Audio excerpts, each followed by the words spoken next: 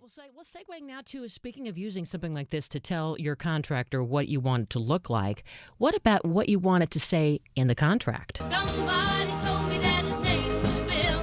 Let her run, let her run. Yes, my heart stood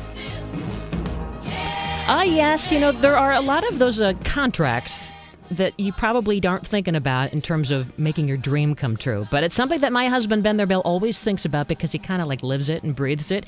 And I thought that we would go through some of the top 10 things that you need to make sure are included in the contract that you prepare with your next contractor on whatever project, whether it's repair or having a kitchen remodel. So BeenthereBill is in the house. Hi. Hi, good afternoon.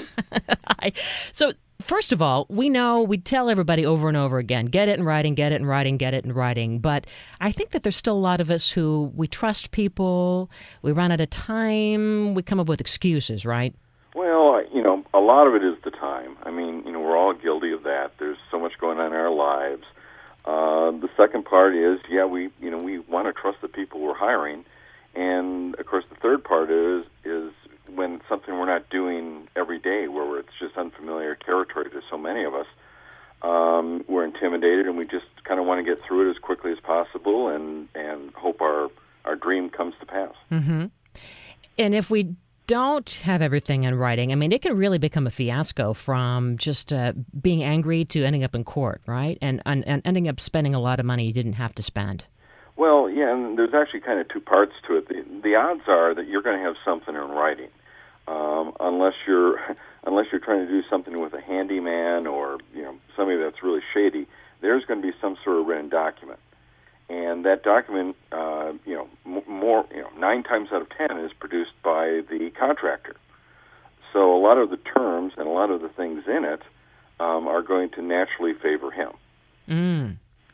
So how do we, so we need to go item by item through this and make sure that everyone wins, right? That it's a win-win for both sides. It's not like it's a crooked contract. It's just going to always, if there's a default, it's, obviously he's going to write something that, if the scales tip, it's going to be in his favor.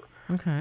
I think the biggest thing for people to realize is, we're all, I think it's part of the American tradition is when we see something in writing, we just assume that's it, and we don't negotiate. We don't, in other countries and other ethnic groups, the negotiation is what it's all about. And for so many of us, it's, here's the paperwork, sign it, and off we go. The point is, we can add things to the contract. We can change things, and we need to take a few minutes and do that. Mm-hmm. And maybe we need to hire somebody like a lawyer to look at the contract too, right? Yeah, it doesn't hurt. The problem with that is you're going to spend $200, $300, $400, $500 on an attorney, and get nothing for it except maybe some legal protection. And then the attorney is going to suggest, because that's what they're paid to do, suggesting pretty much every clause in it. And at that point, the contractor's going to go, this is just really burdensome to me. It's fatiguing. And simply because of people lawyering up, so to speak, a reasonable contract can go by the wayside. Mm.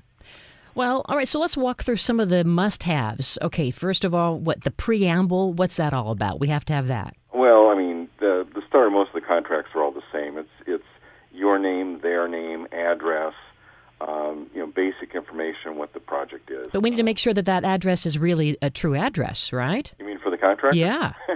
Yeah, we'll assume that we know our own address. I assume we know our own address, but we want to make sure that they aren't just making up some P.O. box or something. Well, yeah, and we say this time after time on the show, that's where you go to the California State License Board, you check the address, you check their bonding.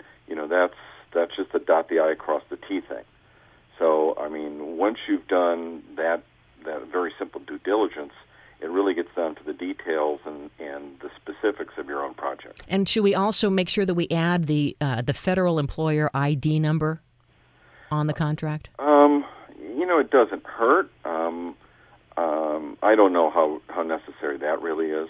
Okay. To me, what's more important, again, if you've got their address and you've got their name and you know they're licensed, I don't know where the federal ID number is easily obtainable through other sources, so I don't see it as a big deal. All right. To me, it's far more important not to let yourself get fatigued and tired out by the process, and to take the time, even if it's going to take an hour or 2 hours or a day, to take the time and work on the detail and a thorough understanding of just what's going on. Whether it's the scope of work, the specific things, the windows that might be changed out, or the materials that that you specifically want to be used, to the point of the thickness of the tile or the brand and the model number of the sink, or whatever the project happens to be.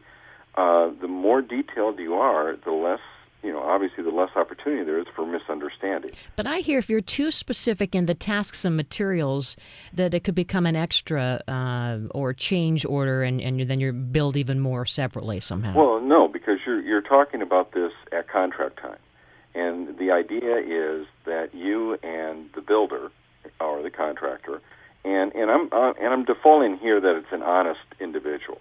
I mean, there's always going to be shady fly-by-night outfits that are going to find ways to take advantage of you. But let's just go with the default that really it's just a simple misunderstanding, and that's what you're trying to guard against. This guy could be your neighbor. He could be the pastor of your church who also builds. He could be a very honest individual, and you guys might just have a simple misunderstanding. So the more you put in writing, and the more you each can read it, the more you're absolutely certain that you're on the same page. Mm-hmm. What about the beginning and the end? I mean, that's always something that no matter what kind of a job, if you're building a website, you're building a home, I mean, you have to define what is the end. Jokes and movies, movies like The Money Pit have been based just on that. Yeah. Putting in the contract an expected start date and a duration is and next to putting down the information about the scope of work and the specifics on the material, that's the next most important thing. Mm-hmm. You can understand a certain delay if, for example, some special order material isn't in, but you can always make the start dependent on that too.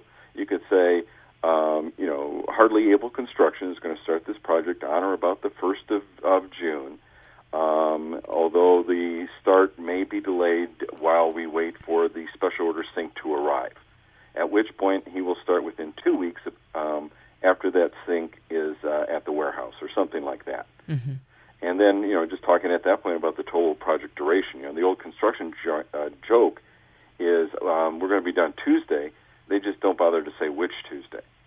Yeah, some Tuesday. Right. We'll be done Tuesday. Yeah. All right. When we come back, we have more talk on what you need to have in the contract. What about like parking and noise and the cleanup? Are they going to clean up every day? Well, come on. You're listening to Home Wizards. We're talking with my husband, BeenthereBill. Maybe you have a question. 888-KFWB 980, 888-539-2980. We're back right after this.